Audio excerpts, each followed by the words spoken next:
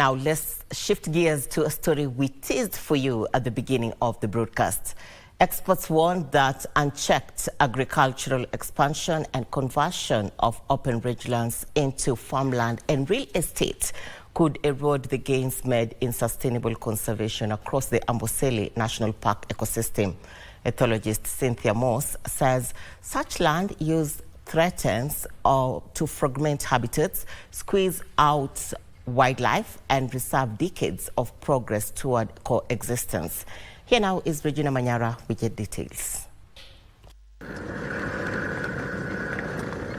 Farming keeps food on the table. However, in areas surrounding the Amboseli National Park, it is a threat. It's a big problem right now with fences, and there's like 3 giraffes have just been killed in the last couple of weeks by getting tangled in the fences. At the heart of the concern is fencing, barriers that cut off natural migratory routes. Conservationists are urging that Amboseli Park remains open, allowing free passage and ecological balance across its landscapes.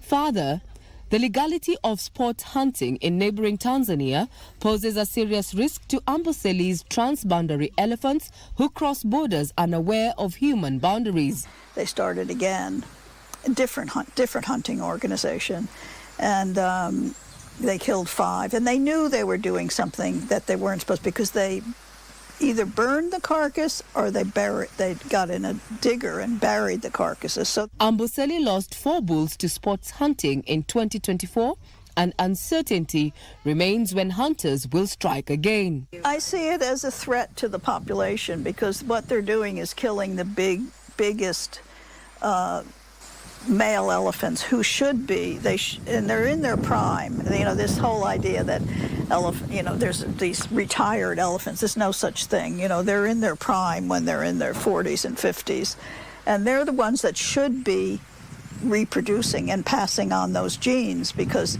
in a sense the fact that they've lived that long shows that they have good genes, you know, that they're strong and healthy, and so you don't want to kill off these older ones and let younger ones who haven't actually proven themselves yet.